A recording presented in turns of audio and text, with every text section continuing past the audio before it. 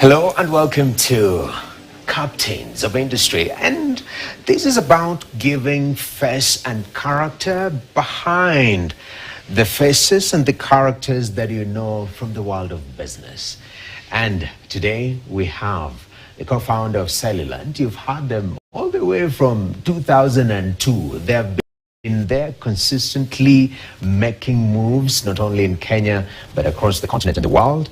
And I'd like to introduce Mr. Njoroge. Good to see you, sir. Good to see you, Noah. 2002. Yes. You're already innovating, man. It's a very long journey. Yes. Talk to me, just for starters, that environment then, what is your state of mind while seated at that particular cafe that the idea of Cellulant came up? Yes. Well, it feels like generations ago, but actually, I probably was maybe the second or third generation of tech entrepreneurs, because I've started my first company in '98, and in '98 there were already really inspiring technology entrepreneurs and tech companies. There was Aisi Makachani at Africa Online, who later acquired 3Mice. There was people like Lantec with Aquinas, Musili Nzambu, and so on. So we were already sort of inspired by already an earlier generation of technology entrepreneurs. So it was a very small group, but it didn't feel like foreign. Even though it was very early days, a lot of the sort of ecosystem wasn't really well developed at that time. Okay. So it's still very early. We still had to do a lot of heavy lift. But I think we were sufficiently inspired to really start and to try to build something that was really sort of inspirational across Africa. Definitely. Yeah. And Yeah. it's quite interesting that you talk about that journey over 20 years ago. In terms of innovation, especially on the continent of Africa, I'm very curious to know, especially as a founder, has the mindset shifted? Because I know technology has shifted. Now innovation is moving at a very fast rate, unlike then. Yeah. What has really changed? What is the contrast here? Yeah, I think, look, I think in terms of the mindset of founders, I generally think like as a founder, I think all founders that I've met in Kenya, in the rest of Africa, and even in the rest of the world, emerging markets, and even developed markets, the mindset is almost always the same. You're bugged by something, and it itches you enough that you want to fix it, and you want to fix it at scale. So you want to fix it with such size that it makes such a significant difference. So the mindset is always the same. My thinking when I look at the founders from all over the world then and now, mindset's the same.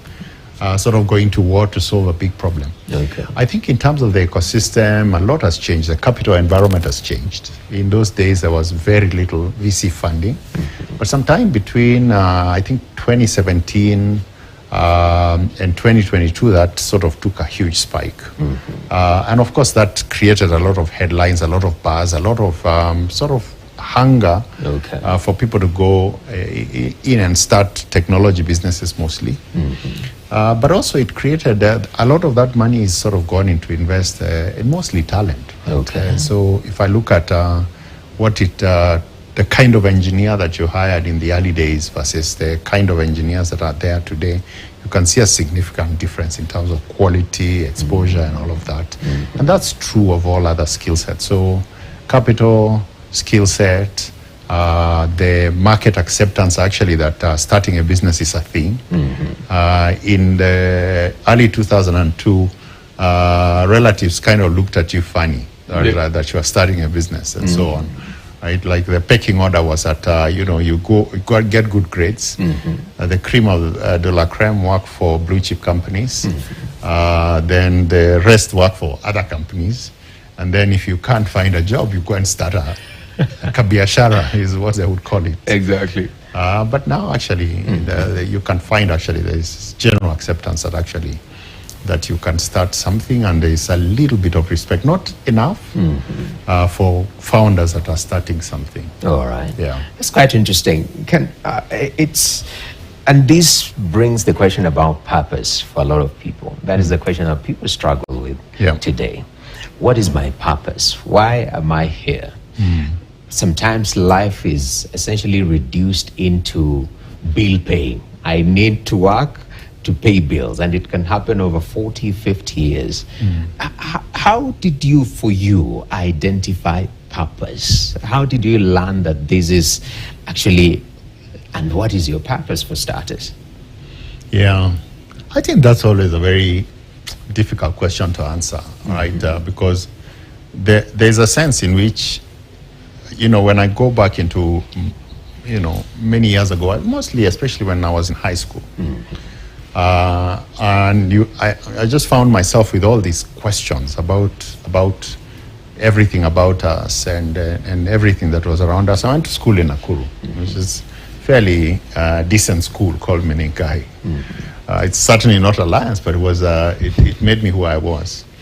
And I was always bugged by, generally the state of poverty in the environment in which I spend most of my time.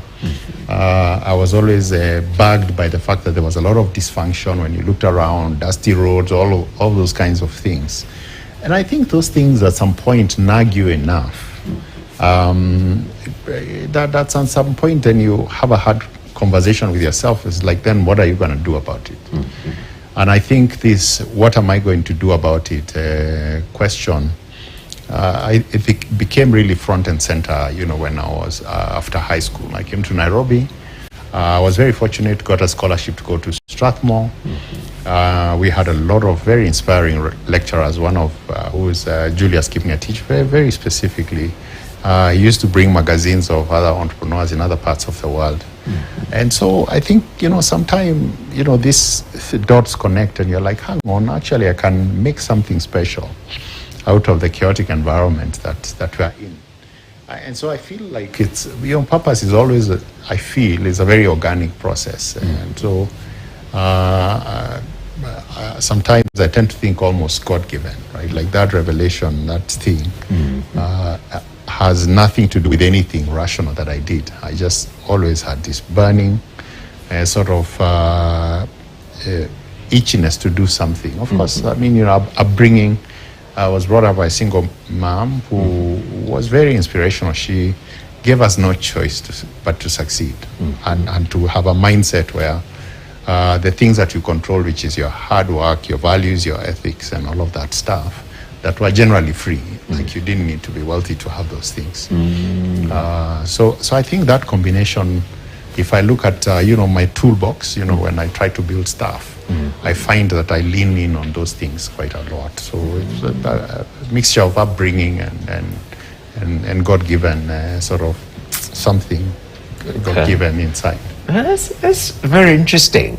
In fact, we may just have a sip because the next level, this one is deep, and people, make long-time friends or enemies because of such things. One thing is the playlists, the kind of music that you listen to. Sometimes we look at what you've done in the business world, and you're like, this guy must be listening to Mozart every morning, some classical music. That's what people imagine.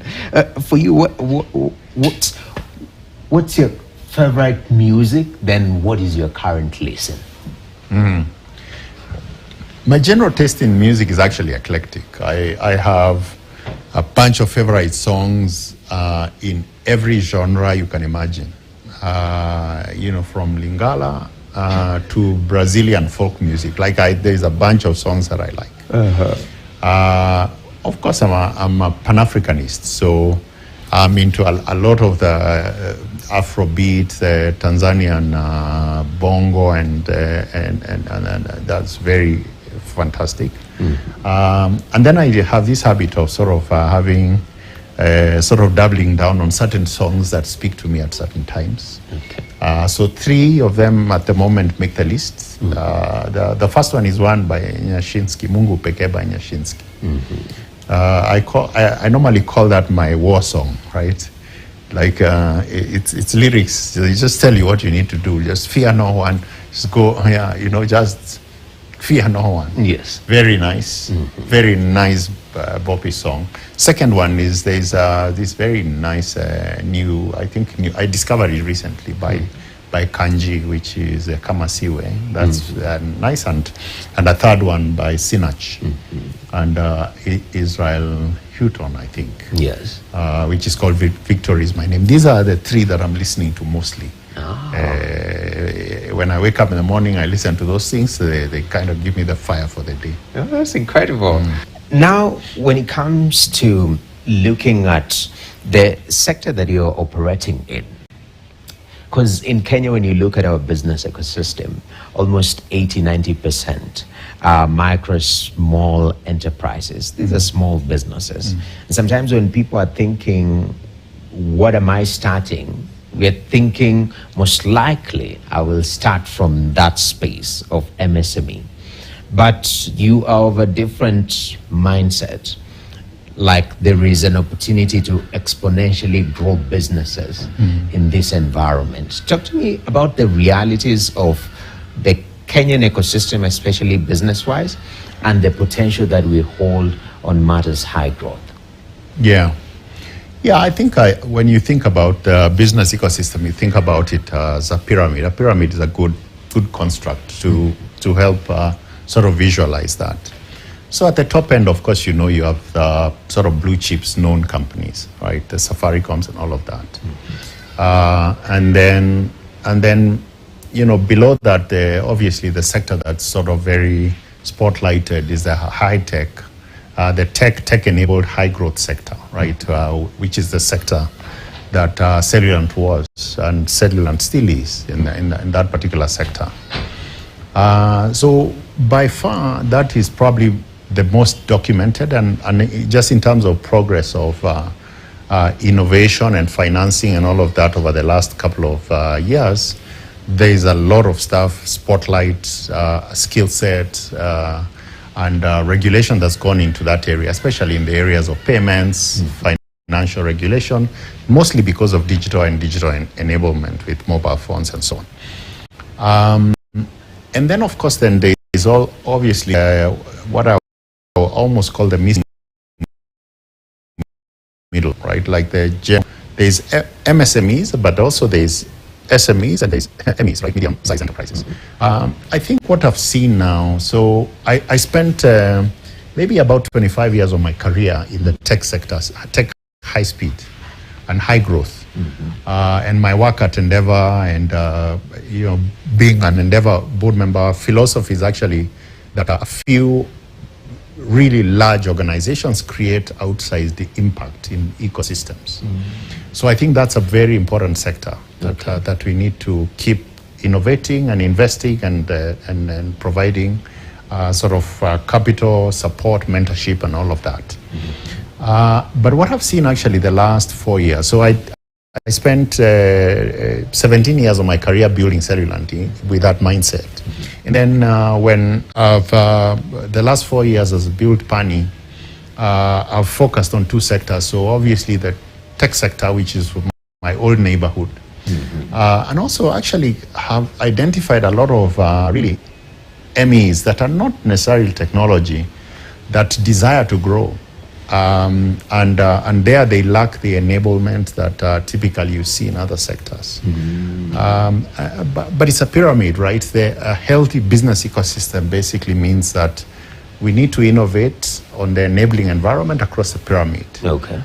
There is a lot of value for the high growth tech sectors. If you look at Cellulant, one of the things that I found very inspiring for me, sort of being, after I stepped away from being a CEO and then being out in the market, is actually running into a lot of entrepreneurs that are sort of former Cellulant people. I think we every day I discover a new one, even it's just today, when I was speaking to Carol earlier, it turns out her cousin has a business in the impact sector. And she did her first business plan in my first company. So those businesses that have that level of inspiration, level of ambition and so on, a lot of other entrepreneurs. And they create this sort of ripple effect, multiply effect in the economy. That's very interesting. Talking about the mindset of leaving and restarting, is it an eagle's process where it reaches 40 years old and it starts plucking its, the feathers out and to renew itself? I love that analogy, right? Because, look, I think now, with the benefit of 4 years of hindsight, I probably overstayed. I knew it. It's like deep down, I knew when I had done my work, right? Because, look, we are tool sets. As a leader, you're a tool set for a very specific set of circumstances. I think over the 4 years or so, I've come to realize that as my area of special skill is actually starting and getting the business to mid-stage, right? So that's from 0 to 10, maybe $20 million of revenue per year. Beyond that, it's a very different skill set. And that's what I enjoy, that's what I like. So going by that definition, I should have left in 2016. So by 2021, when I sort of stepped out, I was already late. The mindset to leave and to build a business, I think that comes from very early on. You have to have a set of conviction that from the very beginning you want to build a business that will outlast you and outgrow you. I don't know whether that's an ego thing or whatever it is, but to me it feels like a fairly practical thing because there's a few entrepreneurs who have, let's say, the elasticity to sort of expand and stretch across different stages, and those are there. But in the large companies, the Apples and the Microsofts, which are sort of universally known now, they've been there for a long time.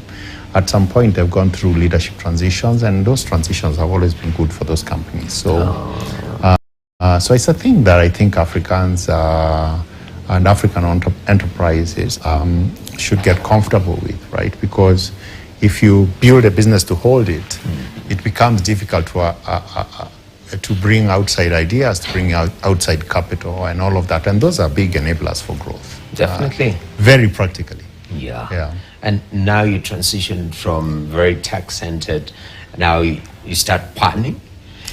Yes. Which it's wider. You are enabling businesses in different sectors. When you're dealing with a specific sector for such a long time, then you have to change, and now you are accommodating myriads of perspectives from these other sectors.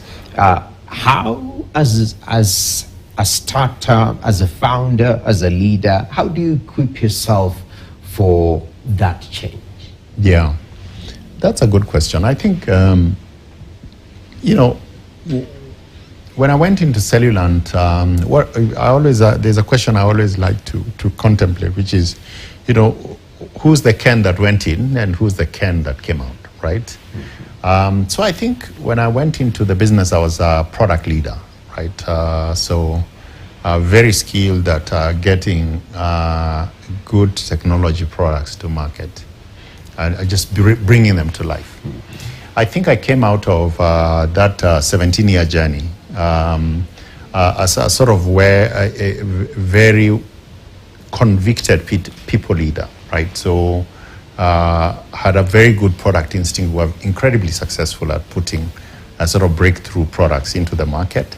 But also, I just appreciated how critical building people was. So I think I came out with obviously a good, well-rounded understanding of business finances and how everything came together. So as I went into Pani, the mission of Pani is essentially has three components. One is evangelizing what I call generational wealth. We believe generally that wealth comes from investing in businesses because I'd built my journey of Cellulant with primarily American and Dutch and British capital.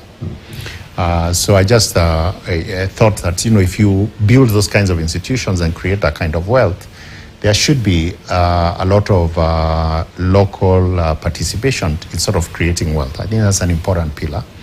The second one is actually this idea of,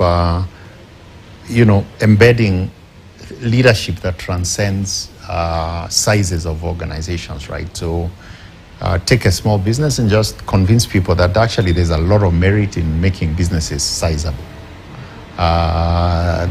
When it's small, you're alone. Mm-hmm. When it's large, a lot of people are worrying about the business surviving, including the people that work in it, right? Mm-hmm. And that's a very important thing. And you find that those particular tenets are timeless. They're agnostic. They are true in technology, but they're also true for a manufacturing company and all of that.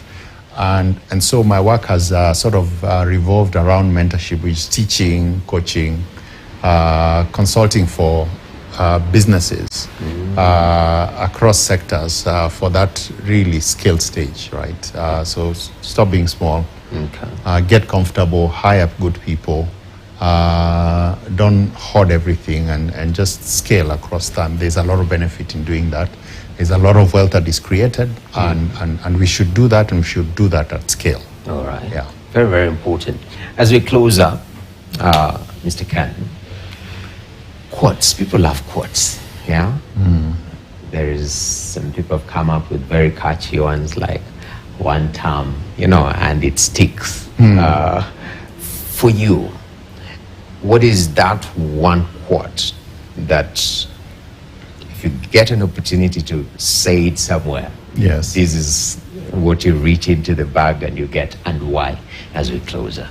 Yes, my tool, I think that by far the quote that captures my fundamental approach to things reads something like this: that the face of success for anything you do first starts in your mind. You visualize it starts in your mind, it moves to your lips, it moves to your habits, then it becomes a reality. And for instance, when we started Cellulant, we just had like $3,000 sort of put together.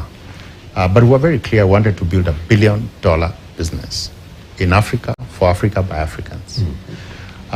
Look, I had no, in my mind, any concept of what $1 billion really meant, right? Because the coins that we put together were like $3,000 but I just kept repeating it. And I think that repeating it in a very spiritual sense is like a prayer. And also for you, it drives a clear sense of conviction.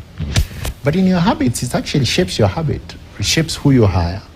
It shapes how you think about things. It shapes how you research things, and so on and so forth. And of course, saying it and giving yourself conviction and praying about it is not enough. Like, you have to follow it through with billion-dollar discipline and billion-dollar attention and that kind of thing. And generally, if you do those things, almost always a significant portion of that vision comes to life. I find it usually very interesting when I ask founders. One of my favorite questions is, how big do you want to be? And people give me all kinds of answers. And I always say, why just get clarity and just say, I want to be a $100 million business or $10 million business in 4 countries. And I want to be in Uganda, in Ethiopia, and so on. So that clarity is always very important. So my guiding quote is, face of success starts in your head. You think it. It goes into your mind. You repeat it every day, a few times a day. It's a prayer. It's convincing self. It's inviting challenge. It's inviting help.